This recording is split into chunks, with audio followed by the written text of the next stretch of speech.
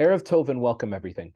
Before we even get into the content of tonight, the question of is Judaism a cult, I actually want to take one moment just to look at the question. So this model of a question, is X Y? Let's put something much simpler in there. Is ice cream a dessert? I know that sounds a little bit silly, but it's a great way to understand the question because it's pretty easy to define what ice cream is, A, and it's really easy to define what dessert is. I mean, there might be some debate on it, but it's pretty easy to say, I know what ice cream is, I know what dessert is, and it's easy to answer the question, is ice cream a dessert? And the answer to that is, of course, yes, without question. The reason I mention that is that if you then look at our question tonight, is Judaism a cult? The challenge of answering this question is we both have to answer what is Judaism and what is a cult. So the way we're going to welcome Leon, the way we're going to explore tonight is we're going to look at the very first source is, again, it's not the authoritative one, but it's actually a short source that kind of defines the most recent, like in the past 500 years, usage of the word cult. Now, again, there's lots of different things about the etymology that I'll explore here, but we're going to kind of focus on the way that it's used. Because technically speaking, a cult, something that is a cult, is not inherently bad, but that's not what we're talking about tonight. When we're talking about a cult, we are talking about the way it is used, and I'll even limit it more to United States of America. When people in the news use cult, again, even though there can be more than one meaning of it, we're focusing on the pejorative meaning of it, which we'll look at some way, some specific understanding of that. Once we get a kind of general meaning of it and how it's changed, then we're going to look at two short pieces. And these are by experts. I believe one of them actually was in a self-identified cult. And they're going to talk about how can you identify a cult? What makes a cult? And again, unlike the simple question of is ice cream a dessert, there's a lot more debate about what makes something a cult versus a religion or some sort of, group where everyone believes or holds the same thing. But again, someone uses the word disingenuous here, like to say that some of these hardcore Kool-Aid drinking cults are like, oh, technically it's a new religious movement. Like, we're going to use the Hebrew word sechel or seichel. We're going to use our common sense here. Now, I'm coming in here saying I am not an expert on cult studies. I'm using the sources before us to present an argument, a hypothetical, a hypothesis. So obviously there's more room for nuance and debate, but based on these and this is what I want to emphasize, fairly mainstream understandings of a cult and what generally you're going to find identities in a cult, and then we'll work backwards and look at, do they apply to Judaism? And as I said, when we say Judaism, that's a million things. So a lot of people, when they talk about Judaism, they put an S at the end, Judaisms. So we're going to look at Judaism in broad strokes. Then the final text that we have is from a fairly contemporary website that talks about, kind of pop culture things, contemporary Jewish issues from the perspective of Orthodox Judaism, and kind of explore, is Orthodox Judaism either a cult or more cult-like than other branches of Judaism? And then the final thing we'll do is look at two short video clips about a group that most, not all, but most would agree within the confines of Judaism is pretty cult-like.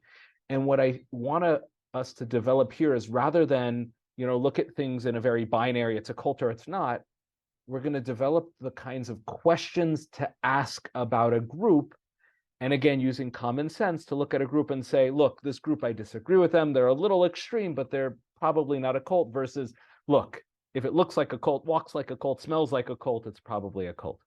So without further ado, let's jump in. Like I said, the first source here, Gloria and Leonard, I will unmute you.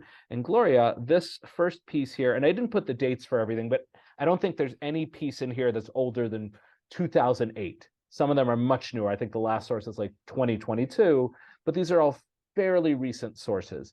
So this first one is just a short little piece that kind of talks about the modern usage of the word cult, the most recent written one, and how it sort of changed. And again, the word cult, the fundamental definition is not inherently bad. It's just, how it became used. So go ahead, Gloria, source number one from the Sun Journal. Cult entered English from the French word culte, which derived from the Latin cult, meaning care or adoration. to cultivate. The earliest sense of cult referred to formal religious veneration or worship, and its first known appearance in print was in 1617.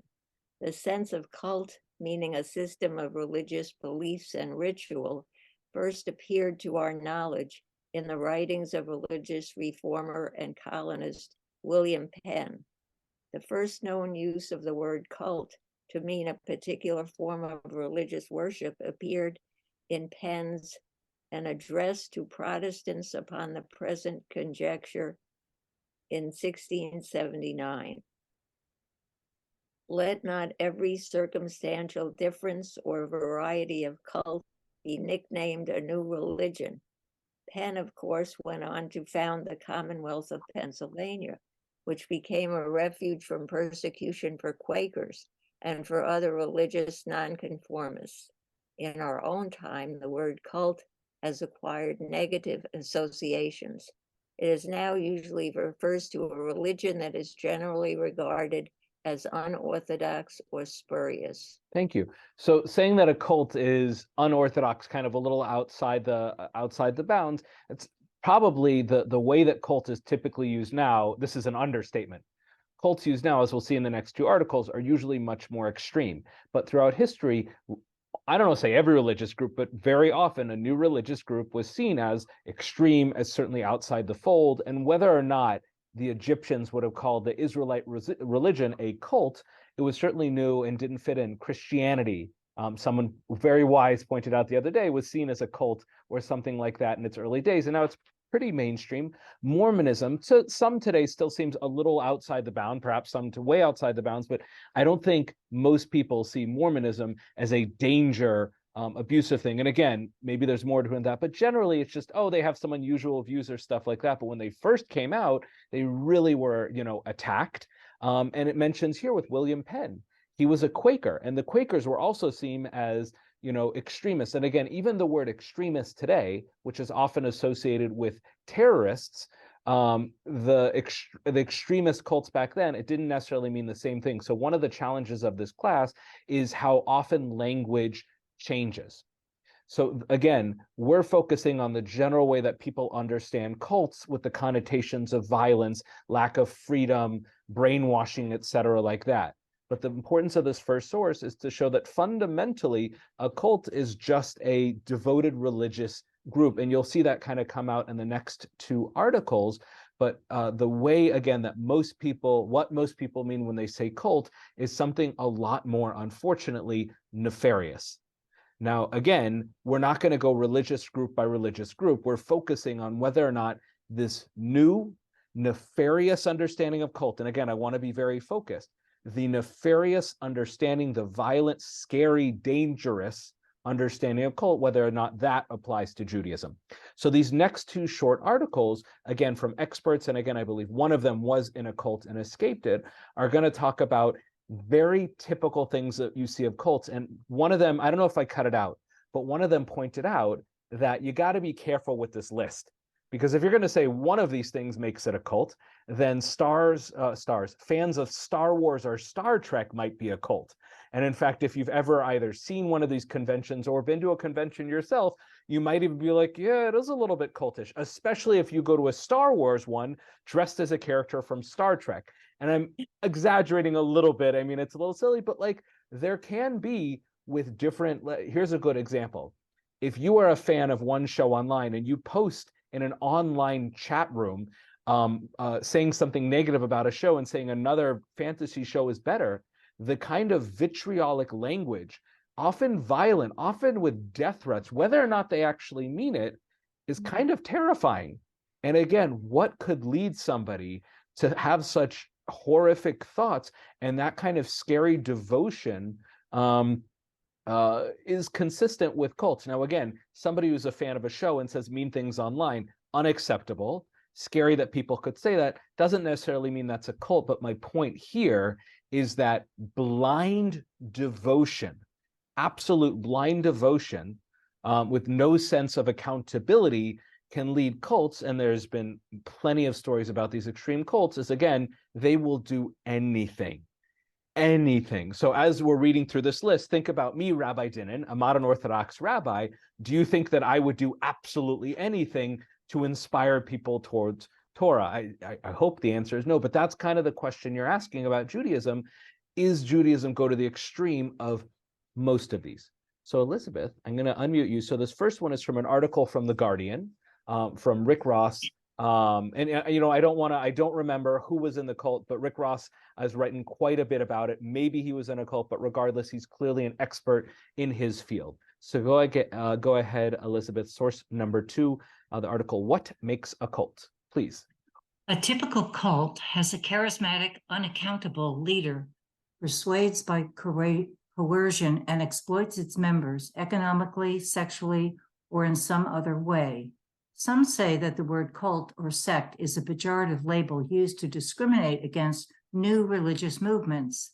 However, it seems disingenuous to ignore the historical significance and modern-day applications of the word cult or sect. Today, many controversial groups that have been called cults or sects are seeking to either eliminate that description or ignore it. The word cult can be broadly defined as a formal religious veneration, a system of religious beliefs and its body of adherents, a religion regarded as an unorthodox or spurious, great devotion to a person or an idea, as well as persons united by devotion or allegiance to an artistic or intellectual movement or figure. These general definitions could potentially include everything from Barbie doll collectors to so-called Trekkies and diehard Elvis fans. American history is particularly rife with religious groups that can be seen as cults, such as the devoted followers of Mary Baker Eddy, the founder of Christian Science, or the Mormons united through their devotion to Joseph Smith. Both of these religious groups were at one time also regarded by many as unorthodox or spurious. Pause there for a moment. Now, you might say, oh, Rabbi Dinan clearly read this article, because a lot of what you've said so far, most of what you said is clearly kind of influenced by this directly, but I think he said it very, very well and made those really important points about technically a cult. And I actually said this about nationalism, which there's multiple definitions, but essentially putting your country first. Being nationalist is not inherently bad or evil. It's okay to be proud of your nation. It's okay to prioritize your nation and the peoples of your nation over others. But what happens when it becomes too extreme? Then it can lead to Nazism, extreme nationalism. We actually see nationalism being one of the main factors that leads to many conflicts, economic, philosophical, and certainly actual wars. So too here, you can see this list of broad definitions of a cult is not inherently bad. And I think many of these cultic definitions certainly apply to most, if not all, religions. By pretty much that's what religion is, certainly to Judaism. But as he says, I use that word, it's disingenuous to say that like all cults are basically just religions. Realistically, when we talk about cults, we're talking about the ones that have gone, too far. And he's going to talk about what distinguishes the dangerous, violent cult versus religion. Now, again, somebody who's secular or atheist might say that all religions are dangerous, and there is an argument there to be had about the value of religion. Obviously, I think it's rational to have to be religious and to do it, with some common sense. Some people say all religion is totally evil. Again, I disagree with that, but we can both agree that religion can go too far. But he makes a really important point. With these cults, it's not necessarily the tenets. It's not the shared philosophy that typically goes too far. It's usually because of the leader. And in fact, it might be one of the pieces later that points out that some cults that started, actually, he did this right here, said some of these groups started with one, very, cult of personality leader. Again, they weren't necessarily villains, but that's what led them, to be too focused and potentially do some dangerous things. But once power is diffused and there's multiple leaderships, multiple voices, these cults often turn into, what we would consider mainstream religions. And again, there are nuances here. I'm oversimplifying, but I think that's a general thrust here that he's proposing. But now we're going to get into, again, a little bit more of the contemporary stuff and then his list. And we're going to take some time with this list and kind of look at each one and say, how much does this apply to Judaism? And there absolutely is a fair amount of subjectivity, both my own bias, just me as a person, but also me as a religious leader. But even if you disagree with me, we can use this list as a jumping off point. So Elizabeth, please continue, but the most salient concern. But the most salient concern to the general public, law enforcement, and government officials today regarding groups called cults is what potential they might represent to do harm.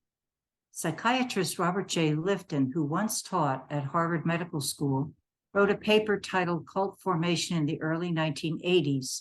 He delineated 3 primary characteristics, which are the most common features shared by destructive cults.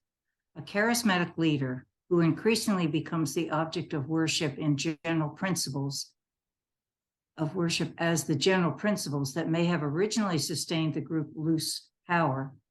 That is a living leader who has no meaningful accountability and becomes the single most defining element of the group and its source of power and authority. So we'll come back to that. We're going to come back to, within Judaism's, is there anything like this? And the simple answer is yes, there are. But as a general religion, do we have, and again, you might disagree, but for the most part, and I'll ask you, Elizabeth, does Judaism have a single living leader who kind of, his word is fiat, his word is law for all Jews? Does Judaism has that? No. Are there groups? We'll come back to that. The simple answer is yes, there are groups like that. Now, one could even argue historically that Moses, maybe at some point was sort of this, but I would actually argue against that, because Moses's fundamental role, and in fact, it might be that he was turning into maybe a leader who was taking on too much authority and getting angry and emotional, and God didn't let him go into the land of Israel to prevent this very thing, because of God's recognition that a single leader becomes corrupt. And look what happened with the kings of Israel, even the great King David. What does absolute power do? Corrupts absolutely. So even God recognized the danger of number 1, but it's interesting that it says that this leader basically replaces all the tenants. And I said the other model is sometimes you have one leader and then eventually their tenants take over and it becomes a more reasonable religion, whereas Judaism really is defined by its tenants. And then sometimes you have a leader who comes in and kind of co-opts them for their own reasons. But in general, we don't have a single charismatic leader as a religion. Number 2, please. A process of indoctrination or education is in use that can be seen as coercive persuasion or thought reform, commonly called brainwashing. The culmination of this process can be seen by members of the group often doing things that are not in their best interest, but consistently in the best interest of the group and its leader. I'm going to, after we do number 3, I'm going to open it up to questions before we finish you reading the piece, Elizabeth, because number 2 is pretty subjective. And I think you could argue, both ways. Again, I would say that Judaism writ large, and again, the biggest group within Judaism is probably unaffiliated Jews, so none of this applies. But the biggest formal group is Reform Judaism.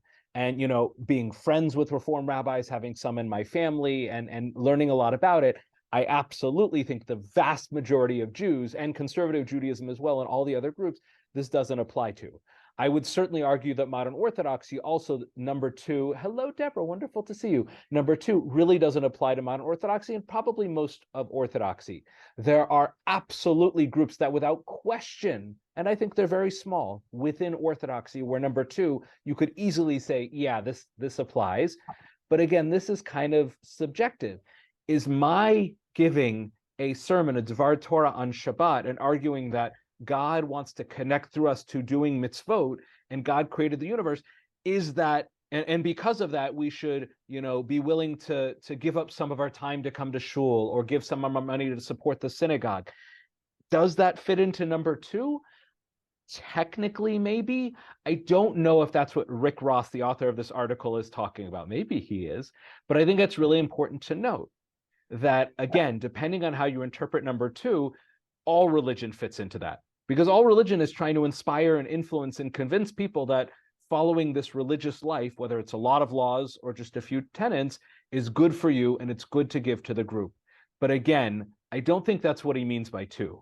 I think by number 2, he means like actual brainwashing, like preventing a person from thinking on their own, selling their house, giving up their entire bank account to the group. And he'll talk about that a little bit more later, the economic thing. But again, for intellectual honesty, certainly in any religious group, there's a little bit of convincing people from our belief system that it's good to give up some autonomy for the sake of God or whatever a group believes in and the greater good. Is that inherently evil? I don't think so. Others could argue, but again, number 2 is more subjective. Number 3, and then we'll pause for some questions. Go ahead, please, Elizabeth. Economic, sexual, or other exploitation of group members by the leader and the ruling coterie. Excellent. So I think this one is much more objective. And for example, within Judaism, it often is not about the movement. It's often about a particular leader. You've had Reform, conservative Orthodox rabbis who have abused their power. There was an Orthodox rabbi who oversaw conversions, and he set up cameras in the mikveh to look at the women when they were changing. But that's not fundamentally modern. He was a modern Orthodox rabbi, but that's not because of modern Orthodox. That's because of him. Now, so the sexual one, again, I think is more objective, and certainly within Catholicism, where it's a much bigger issue, one could ask, is that baked into the system? That's not the conversation here. But I think, again, in Judaism overall, and in most of Orthodox Jews, sexual exploitation is not part of the movement.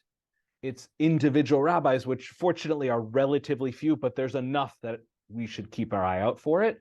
In terms of economic ones, again, I think he's really talking here about trying to steal someone's life savings, get someone to give their house over to the church, et cetera, like that. I don't think he's saying give 2 to 10% of your yearly dues so we can pay a rabbi and pay the bills for a synagogue. Again, people say that's all religion is getting your money. Fine. You can argue on that. It's not what I think he's talking about here. And I'm fairly confident that's not what he means. But I do want to say that. So now I'm going to pause before Elizabeth finishes and just see if anyone has any questions or just responses on these 3 things. He's going to come back with another couple thoughts, and we'll look at a second article that's, again, a little bit more bullet pointy. But yeah, any thoughts on this or pushback on my thoughts that either of these kind of do apply to Judaism more, or people generally agree with my analysis? And I'll pause for a moment to let people kind of sink in. Yeah, Elizabeth, since you're already unmuted, go for it. Okay, so this is a little bit tongue-in-cheek, but I have heard this said. What's the difference between a regular religion or a cult? And the answer is 100 years. I've heard that. I've heard what's the difference between religion and cult and nonprofit status. There's all kinds of things like that. And the reality is all of those jokes have a little bit of truth to them. Yeah. Now, if a religion lasts for 100 years, there's some major changes. And one of them goes back to number 1, which is that a leader, for example, Islam was founded by one man. Now, part of the tensions, very extreme tensions within the Islamic world, is a question of who should be the leader. Should it be one who's a direct descendant of Muhammad? Should it be, one who's chosen by people? There's so many arguments there, but the fundamental thing is that single leader is gone, and it opens it up to debate and development and evolution. Even if it can be violent, the religion can change and be influenced by the people. So what happens after 100 years is those leaders die. If they don't, they're immortal or they're aliens, and then we should follow them. Again, tongue-in-cheek as well. But again, the jokes about it are very, very telling. So that's a very good point, Elizabeth. Any other thoughts before we move on? Yeah, Leon, I'm going to go ahead and you just have to click unmute on your side. Yeah, go for it. Just that question of 100 years being the difference. First of all, can you hear me? Yes, absolutely. You're good. I happen to be looking in Gibbon's Decline and Fall of the Roman Empire, and one of the things he pointed out was, Judaism was persecuted for a while, but eventually more accepted to the Roman Empire. But Christianity was persecuted, and he said one of the big differences was that the Jews were a nation, but the Christians were not, and that may relate to what Elizabeth said about the difference between the difference between a cult and religion is 100 years. Judaism was around for a lot longer and therefore could be more accepted to the Romans, at least, while Christianity then was considered a cult because it was new. Yeah. And I think, again, this is kind of beyond the scope of the class and beyond my level of scholarship. But if you look at Christianity, Church of England, it being a state religion versus Protestantism, which is, a breakaway group and they have to move to the States. And then America, in many ways, is a Protestant nation. Once they become established, again, technically we're not, but we really are. Once you get basically a nation, and it becomes enmeshed in a culture, it becomes a lot more it's either accepted or it becomes so established that it's hard to persecute it. When an entire country, the entire Arabic world that's essentially Muslim, it becomes harder to kind of call that a cult when it represents an entire culture and people. Again, this is oversimplifying, there's nuances there, but I think that's a very good point, Leon. Excellent. So we'll go on and finish this piece. And again, as you can see here, I scroll down, he has 10 warning signs. And again, we'll kind of, I think it's fascinating that some of these are vague and you could apply them to many different groups. But as I said, at the end of the day, we're going to use our common sense here about what he's talking about and does it really apply to what we call Judaisms. And then we're going to look at examples where I kind of would argue it does. Fortunately, they're few and far between, but it's important to be aware and not to sit back and do nothing. So go ahead, Elizabeth, at the destructiveness of groups. The destructiveness of groups called cults varies by degree, from labor violations, child abuse, medical neglect, to, in some extreme and isolated situations, calls for violence or mass suicide. And those are the most famous examples that people typically know in Texas and everything like that, and drinking poison Kool-Aid, et cetera. That's unfortunately how these groups are known. Please continue. Some groups that were once seen as cults have historically evolved to become generally regarded as religions. Power devolved from the single leader to a broader church government, and such groups cease to be seen as simply personality-driven and defined by a single individual. For example, the Seventh-day Adventists, once led by Ellen White, or the Mormons Church, founded by Joseph Smith. Some groups may not fit the definition of a cult, but may pose potential risks for participants. Here are 10 warning signs of potentially unsafe group or leader. Absolute authoritarianism without meaningful accountability, no tolerance for questions or critical inquiry, no meaningful financial disclosure regarding budget or expenses, such as an independently audited financial statement. Pause there for a moment. I just want to quickly go through those three. So absolute authoritarianism, again, Judaism writ large, I think it's easy to say no, and the vast majority of groups, and I hope, again, you can all vote yes or no, but in our synagogue, me as the rabbi, I don't think number one applies. Again, there's a group we'll look at the end where this might apply. And even then, again, it's never on a scale of 1 to 10. It's usually not like, it's usually a 7 or an 8. It's not always so clear. No tolerance for questions or critical inquiry. Again, that is fundamental, of all the things, that is totally against Judaism. But you can go to Orthodox communities where this is kind of how they live. And just because in their yeshivas, when the boys, and only boys, are studying Talmud, they question a commentary of a Tosafot, etc. That's not what this is talking about here. This is, oh, maybe we should get jobs or go to university. There's no place for that here. And again, the majority of Jews, including majority of Orthodox, don't fall in that category. And the meaningful financial disclosure, that one, again, I don't think that applies. I don't know. At Lake Park, I think we're pretty open about our finances. I'm not going to say anything here on our recorded class, but in general, I don't think that's how most synagogues run. And again, there are exceptions to it, but I think they're the exception to the rule, as it were. Please continue, Elizabeth. Unreasonable. Unreasonable fear about the outside world, such as impending catastrophe, evil conspiracies, and persecutions. There is no legitimate reason to leave. Former followers are always wrong in leaving, negative or even evil. Former members often relate the same stories of abuse and reflect a similar pattern of grievances. There are records, books, news articles, or broadcast reports that document the of the group leader. Followers feel that they can never be good enough. The group leader is always right. The group leader is the exclusive means of knowing the truth or receiving validation. No other process of discovery is really acceptable or credible. Excellent. So again, I'm going to make a blanket statement that Judaism, again, in the general sense, none of these really apply. Now, you could look at some of them and say, actually, Rabbi, one of these sort of applies. And again, maybe that's not what he means. That's how Rick Ross is intending it to be taken. But certainly within Orthodoxy, there are some of these, like a little bit about ultimate truth. Now, again, the ultimate truth is not in the rabbi. The ultimate truth is the text. but who interprets the text, generally the rabbi. But again, the way I present these classes, yes, I kind of give over my interpretation. And as the rabbi, again, I hope nobody just accepts things because I say it, but really here there is room for giving you the sources for you to argue with. Here, it's a much more broad discussion. But in general, in most of Judaism, the vast majority, in many Orthodox circles, there's not my way or the highway.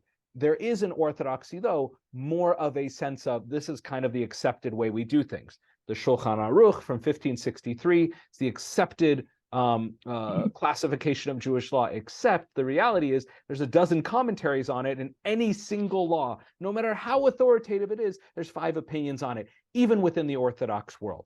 So yes, some of these are part of orthodoxy, even a reasonable orthodoxy about like, look, we believe in God, believe that every Jew is obligated, and if they don't, if they learned Jewish law and they choose not to do it, then they are sinners.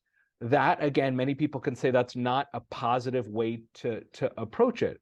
And that's not the way I approach it, even though I feel a sense of obligation and I try and inspire others towards Torah because of my belief in God and Torah.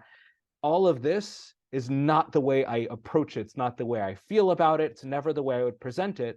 But I do want to be honest in saying that even in orthodoxy that is not cult-like, some of these ideas to some extent are present. Now, having said that, though, as you were reading this list or hearing it being read, you probably were thinking about some of those shows on Netflix about certain Hasidic groups. You're like, actually, that does apply. That does apply. Oh my gosh, the New York Times, everything like that. Oh boy, maybe Hasidic Judaism is more cult-like. We'll come back to that. And that's important to note, that just because Judaism is not a cult, not in the negative pejorative sense, that does not mean that there are not groups within Judaism that have 7 or 6 out of 10 of these things. And that doesn't mean that it's a straight out murder-suicide cult, but it does mean that it could be dangerous intellectually, emotionally, physically, financially, and even sexually. So we're going to pause for a moment before looking at the next piece, which is very similar to this. And it's kind of like, we'll go through it quickly. It's like, here are some of the signs of identifying a cult. But that's my analysis of this. I don't think Judaism really fits into this. Some sects within Judaism hit a lot of these check marks, and they could be dangerous. Some groups within Orthodoxy have some of these components, not necessarily dangerous. Okay, thoughts, comments, or questions before we go on to the next piece?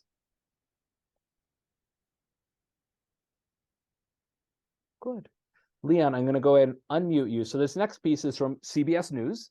And again, it's just another way to look at this from this. I don't know who this person is, Eichel, but again, it's kind of like a bullet point thing to just kind of get us asking the right questions about what is a group that's to be concerned about. So go ahead, and we're not going to do each one at a time now that we've sort of gotten through that. I'll let you do the whole list, and then we'll go back and kind of, process it. Go ahead, please, Leon. So what constitutes a cult? Eichel listed several factors. Beware of any kind of pressure. That's probably the single most important advice I can give to anyone. Any kind of pressure to make a quick decision about becoming involved in any intensive kind of activity or organization. Be wary of any leader who proclaims him or herself as having special powers or special insight, and of course, divinity. The group is closed, so in other words, although there may be outside followers, there's usually an inner circle that follows the leader without question, and that maintains a tremendous amount of secrecy. The group uses deceptive means, typically, to recruit new members, and then, once recruited, will subject its members to an organized program of thought reform, or what most people refer to as brainwashing. Typically, cults also exploit their members, mostly financially. Within the group, they'll exploit members financially, psychologically, emotionally, and all too often, sexually. A very important aspect of the cult is the idea that if you leave the cult, horrible things will happen to you. This is important, and it's important to realize that people outside of a cult are potential members, so they're not looked upon as negatively as people inside the cult who then leave the cult. Excellent. Now, this list here seems much more like, again, the movie version of what a cult is. Now, some of these things here, any kind of pressure, then every fraternity in America is a cult if we look at that. But I think what he's doing here is there's two kinds of things on this list. One are kind of red flags, meaning like when you see this kind of behavior, you should really be concerned. Now, that doesn't mean a group is inherently bad. Again, there are groups that have some sort of pressure, but they're not necessarily evil. They might just be really excited about it, like, a student organization really trying to get members. That doesn't mean they're necessarily a cult, but if they're really pressuring you, pay extra attention. Walking away is always better be an option. That's important. Walking away should always be an option, but maybe they're just a little excited, maybe like a soccer club or something like that, but it could be a red flag. Some of these things here, like that if you leave the cult, there are direct, and there was a radio story recently that was talking about people who tried to leave a cult, and there were people who showed up at their door with baseball bats. That's, again, the classic kind of cult. So some of these things are actual behaviors which are dangerous, damage. Like he just says, straight up groups that brainwash or have secretive inner circles, or their leader professes to be a god or have divine powers. That's more than a red flag. You should probably call the FBI on this. I don't know if that's the right thing to do, but you should take this very seriously. But some of them are just kind of keep your head out. Now, again, as I said before, this is not Judaism. Are there groups within Judaism that check too many of these boxes? And again, if you only label a group a cult because it explicitly does everything on here, the number of cults out there is very small. But if you look at this list as kind of red flags to look more into a group, to figure out a group that is harmful physically, emotionally, sexually, and even spiritually, then you're going to find more groups that really should be avoided, and potentially having authorities get involved to save the lives of often children, but adults as well. So again, does Judaism check any of these boxes writ large? I don't think so. Does Orthodoxy, mainstream, and modern check any of these boxes? Maybe the first one about pressure, but even then, I think the pressure looks different. Outreach, inspiring, consider coming to shul more, take on more mitzvot. I think there's a pressure to do that, but I don't think it's the kind of pressure he's talking about here. Again, I don't think anything else on here really fits even mainstream Orthodoxy. But are there groups within it that check off most, if not all, these boxes? Yeah, absolutely. So any thoughts on this short piece before we look at our last written piece, and then I'll look at two short clips to give you an example of a Jewish group that is probably a cult. Yeah, Leon, please. Well, I was just thinking about in some of this. There have been several memoirs written by people who have become off the derech, as they say. Yeah, like they've left observant Judaism is how that phrase right, is. And they have reported some fairly intensive pressure about horrible things happening to them if they leave Haredi Orthodox Judaism. Yeah, and that's exactly what I'm talking about. Those boxes, at least.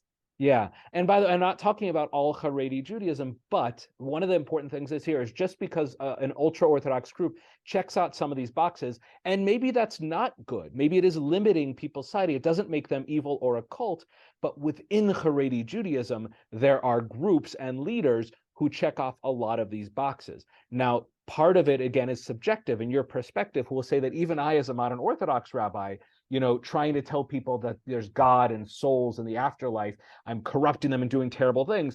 I don't think so, but who am I to say? I'm from the inside. But again, I think a little bit of common sense goes a long way. But within ultra-Orthodox Judaism, and the people that we hear about that you're talking about are the ones who come from those groups typically. But they're ones who come from the most extreme groups, and they may have a chip on their shoulder. And I'm not defending any one group, but again, it can get very complex. But the benefit of this list is by listing these red flags, it should make somebody pay extra special attention. They may go into a group and say, look, they're insular and they're a little bit controlling, which is not okay, but no one is in danger. The kids are healthy. They are loved. People do have freedom. They are definitely pressured into a certain belief system, but no one's going to hurt them if they don't. Again, sometimes the line to be crossed is a very fine line, which is why it's important to talk about this for our own sake, for our own people, to help each other. Because at the end of the day, people can believe any crazy thing they want, but when they're going to hurt themselves or others, then we have to get involved. And Judaism fundamentally is not a religion that at its core harms people. Again, you could talk about ancient Israel and the warlike nature of it, but I don't think that makes sense to be part of this conversation. That's a fascinating historical conversation, but what Judaism is now at its core is not a cult. Are there groups that take it to the extreme? Yes. But I don't know that what they're doing, even though they may keep Jewish law, I don't know what they're doing is because of Judaism. I think it's because of the thing that leads to cults in every religion, that power, that sense of insularity, that way to have a stronghold on a community. All the psychological things that lead to cults can be true of any religion, regardless of their fundamental, not regardless, but not because, despite their belief system. So the last written piece here is again from a contemporary website that writes on all Jewish issues, Allison Josephs, and I cut out some things, a lot of snarky comments, which are very, very fun, but they don't necessarily help the argument. But what she's presenting here and responding to what most of us are seeing, these shows on Netflix about people who have left the community and talk about the abuses. And those abuses are genuine. And I'm not going to apologize. The abuses these people are felt are genuine and need to be taken seriously, and they should be supported in their choice to leave the community. Does that mean their community needs to be destroyed and dismantled? No. Does it mean their community needs to answer and have consequences for their actions and be more transparent? I think yes. I think they can maintain their religious authenticity, their connection to God, even their insular nature, and have consequences and be transparent about their practices. Do they agree with me? Probably don't. But let's go ahead and Deborah, if I can unmute you, if you would please take this short piece from, again, this website called Jew in the City. Please, the word cult. The word cult is trending right now in conjunction with the words Orthodox Jews. We can likely thank Julia Hart for that uptick on Google. Another possible reason cult is trending with Orthodox or Hasidic Jews is the multi-part expose from the New York Times on the Hasidic community in Brooklyn. Now, on to the topic at hand. The internet wants to know, are Orthodox or Hasidic Jews a cult? In full disclosure, I have to say upon my initial Google query, the results did not look so great for Team Hasidic Jews in particular on this topic. According to one site's definition, cults include strict practices, separateness from society, veneration of a central leader. I dug further because I'm a thinking Orthodox Jew and didn't want to stop my research after only one answer. Many sites noted that cults are not mainstream religions, nor are they old. They are newer, they are secretive, they look to recruit and raise money for the cult. These points here sound a lot less like Hasidic Jews. Whew, though some of you may be wondering, but what about Kiruv, Jewish outreach? And to that, I will say that Jewish outreach should be about exposing, not imposing. And when an outreach leader is controlling and or manipulative, it can definitely be a problem, which is why, by the way, we did a segment on how to spot an emotionally abusive rabbi. Then I got to a third site, which had probably the most nuanced approach to the question, what is the cost of disagreeing with the leader/group? Can the adherent come or go freely? And so this is where things get complicated. Healthy and happy Orthodox and Hasidic Jews can disagree with leaders and come and go freely in their homes and communities. Highly dysfunctional members of this community could prevent family members from being able to freely express themselves, allow them to not observe commandments without great social costs, or in the most unusual and abusive cases, restrict freedom of coming and going. And this is why members of Makom have told us they felt like they were in a cult, whereas my happy and healthy Hasidic friends and Orthodox friends, present company included, live self-actualized lives that bring us meaning and joy. Our lives allow us to speak freely, grapple with complex issues, and opt out if we don't feel like doing something. Our lives represent what Judaism intends Jewish practice to be. Religious Jewish life is not inherently cultish, but mix in some toxic and dysfunctional people. I'm looking at you, Julia Hart, and the people the New York Times loves to write about. And suddenly what could have been a beautiful and spiritual way of life gets utterly ruined. Excellent, thank you. Now, one of the things to note about this article is that the author of it is not only pointing out that there are indeed, and we'll come back to this in a moment, groups within Judaism that really are cults, and that's because of certain leaders, and it often comes down to the leader, but she's also criticizing the New York Times for picking on these groups, and Julia Hart, who has a reality show where she, she's in fashion design, but the way she talks about her community is very pejoratively. Now, I don't know what she went through. I know that some of the stuff she says is authentic. She clearly has a chip on her shoulder, but at the same time, she clearly went through something very, very traumatic. Now, it's a reality show. So everything she says is going to be magnified. It's for drama, et cetera, like that. So you take everything with a grain of salt. But this is not a forum to attack people who come out and say, I have been abused, I have been traumatized, and I want to prevent this from happening to others. There needs to be a healthier dialogue and space for that. There is actually a group that one of my rabbis who left a very strict Orthodox Hasidic group that I don't know if I would call a cult, but when he left, there was a lot of negative pushback on him. But he's part of a group of people who try and create a safe space for those who do want to leave those groups. And they're told you can't leave. If you leave, you can never, those who go do not come back, which is actually the name of a book, a memoir from somebody who left one of those groups, Shulam Dean. It's an incredible read. And again, just because that one story is true doesn't mean all Hasidic groups are evil, but it means that the conversation needs to be had and there needs to be transparency. I'm not going to use the cliched line, if you have nothing to hide, you should be totally open. It's not as simple as that. These groups are off the grid. They don't engage with society, both in terms of language and social media. But the reality is, it would benefit these groups and all Jews and really the whole world for them to be some openness, even if that means finding people in that community who are PR people. There's an organization of ultra-Orthodox shuls called Agudas Yisrael. And members of my yeshiva met with one of their PR people. And he was sweet, outgoing, honest. Yes, there was a lot of spin there, but that's his job. But he recognized that even if we're going to try and spin things to make us look better, and I don't think that group is bad. I disagree with their opinions, but I don't think they're a cult or anything. But we need to be able to talk to the outside world. They need to have somebody to talk to. Because if you close the doors completely, whether you're a cult or not, people make assumptions. And if somebody has a traumatic experience and goes out, all we're ever going to know about it is about that one traumatic experience. But the flip side is that one person needs to be validated and loved and given a space and a platform and be cared for. But if the dialogue went both ways, we could know that those groups aren't necessarily trying to damage them. And all the traumatic things they did, there might have been a misunderstanding or it was a limited incident. But if these groups, these ultra-Orthodox Hasidic or Orthodox, Jewish sects, have their doors completely closed and we only know about them from the people who escape, then we're going to make certain assumptions. And what I actually want to share now is about one of those groups.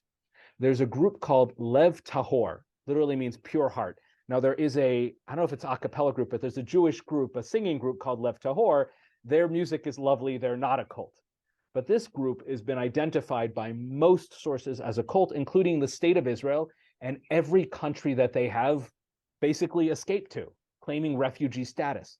Now, just because they've been identified that way, does that mean everything about them is evil? I don't know. Probably not. But the things they've been accused of screams everything on here. Again, the common sense understanding of what a cult is about this group. But what I want to do is look at not the full clips, but a little bit of two separate clips on YouTube, and I'll actually stop the share here and then share a separate screen. One is kind of presents it in the more negative view and mentions some of the crimes that have supposedly been committed, and some of them have been proven. And then we're going to look at a member of this group that's defending it. And I think it's important to kind of hear how they defend it. Whether you agree with them or not, hear about how he talks about it. So I'm going to go ahead and share my browser. Deborah, I just want to make sure you can see it, right?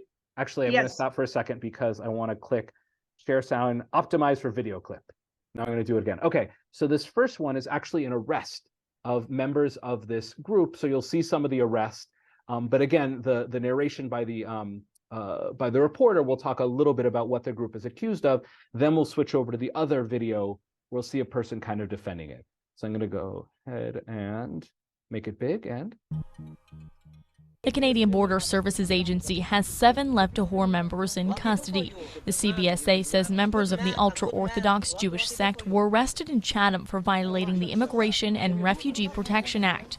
Left-to-whore tells BlackBurnNews.com those in custody are Israeli citizens, some with expired visas.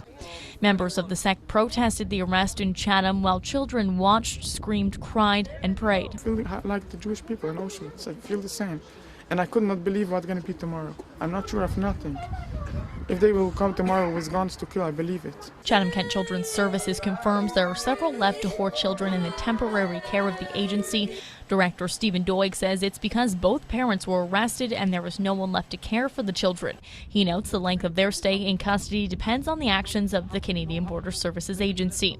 The CBSA says all arrested will be processed according to Canadian immigration laws and may be detained.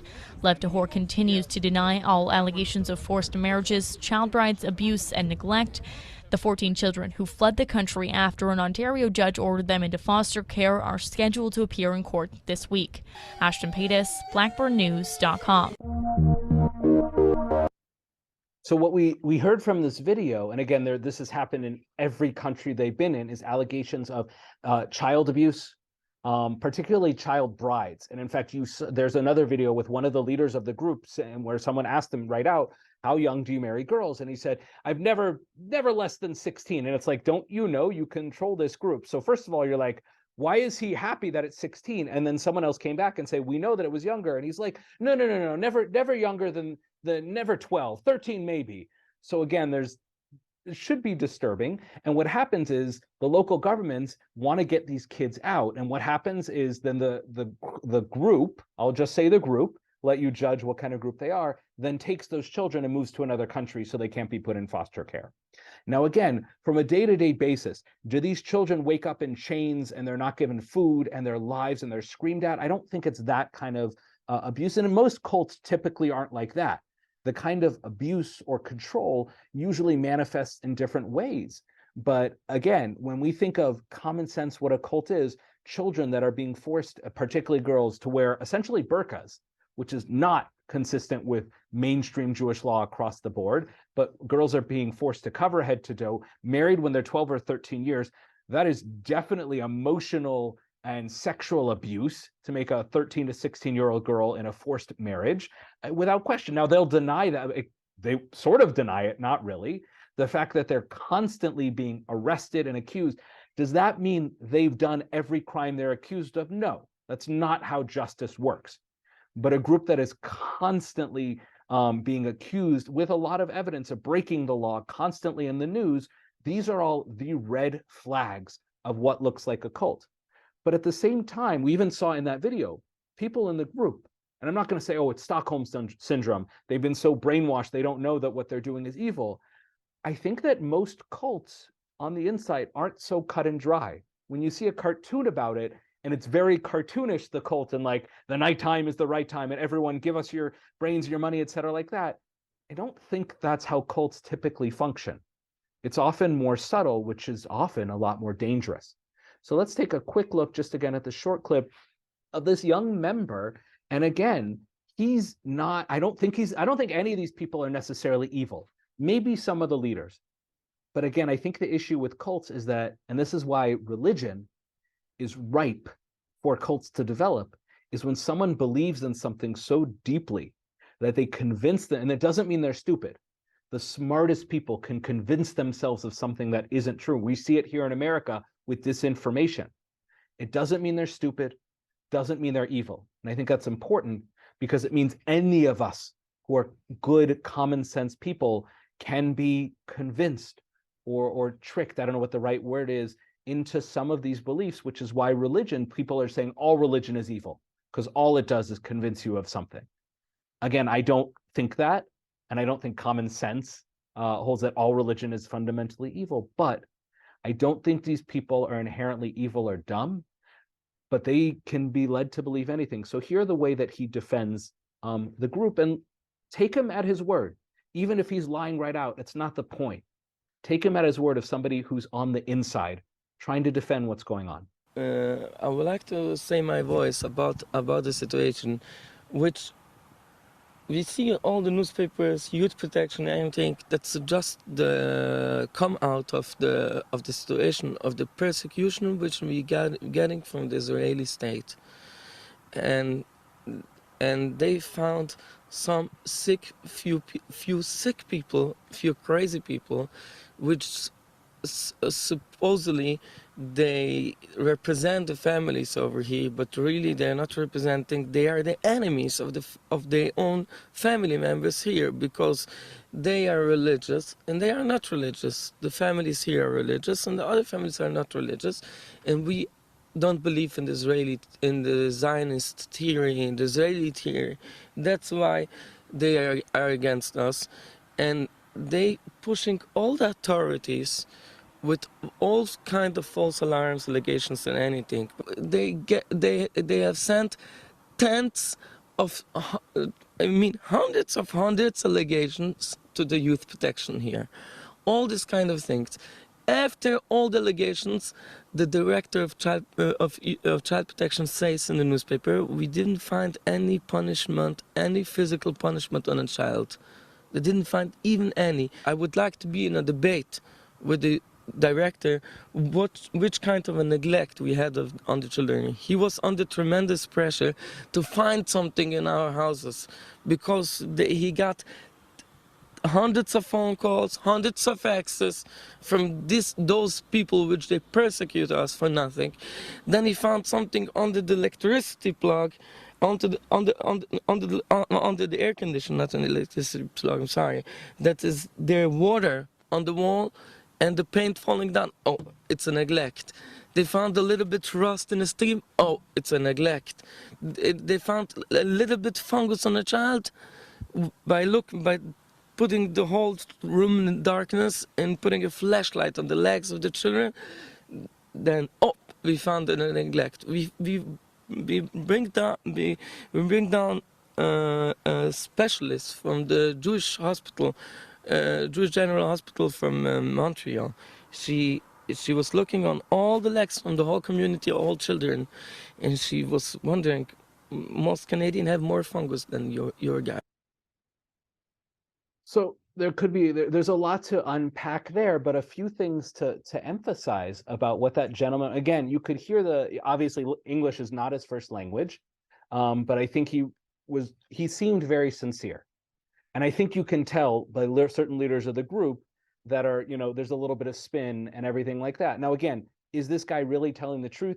Is he, spinning the story a little bit to defend his group? Maybe, I don't know. But you can tell that he feels persecuted. Now, does that mean he's definitely a cult because he's persecuted? Not necessarily, but he's saying, like, the only reason they're picking on us is because we don't support Israel, or anti-Zionists. And then others are saying, no, they're not really anti-anything. They'll just do anything to get ahead. So politics are a component there, but again, nothing is ever as simple as that. The takeaway from this class is that you can't just point to a group, have a checklist, and say they're a cult, they're not a cult. What you can do is you can use common sense, and you can use some of these checklists, or really you should read books and experts. The people in this class, we shouldn't do anything. This is about raising awareness and creating a sensitivity to when it's talked about, or even we have a friend, Jewish family, who may be in one of these groups, and to just be sensitive to it. And when we see these red flags, it's worth looking into. Now with Lev Tahor, the fact that they keep escaping the country and hundreds of allegations, I'm not going to say I don't know all the outcomes. I'm not going to say, well, they're definitely an evil, corrupt group. I don't think it's as simple as that. But it's pretty clear that the way they're running things is probably not what's best for their community and their children. The flip side, could the Israeli government be picking on them? Maybe. But the point is that when a group has this many red flags, something needs to be looked into. I'm not even saying when it has red flags, something is going on. When there's that many red flags, and we really care and are concerned about the well-being of the children and the adults, it's worth looking into it. It's worth creating an open dialogue. That's why these groups, you can be as religiously, I don't want to say extreme, but religiously devout as you want to be. If you want to be insular, fine. But particularly for Jews, transparency is incredibly important. It's really important. And again, I'm not going to say if you have nothing to hide, but kind of.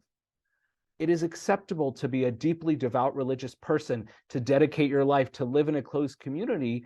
But at the end of the day, society is not going to let you get away with, we're never going to let you see our children. That's not acceptable. If you really care about your children, you have to create some sort of system, work with the authorities to allow them in. And he was claiming that they did. They let the authorities in and they found absolutely nothing. If that's true, that's great. And my point of this class is not Lev Tahor is unquestionably a cult. It has a lot of red flags, though. And it's something to be concerned about, deeply concerned about. And the fact is, within Judaism, there are groups that their practices can and do have negative, long-lasting impacts intellectually, psychologically, physically, and sexually. Are those the majority? Not by a long shot, thank God. But do they exist? Are they our brothers and sisters? Yes. Should we just ignore them and say, oh, they're a super minority, we don't have to worry about them? No. Should we just say they're crazy cults and the police should raid them and take away the children? No, that's not right either. But the point of this list is it's not black and white. It's not they broke the law or they didn't break the law.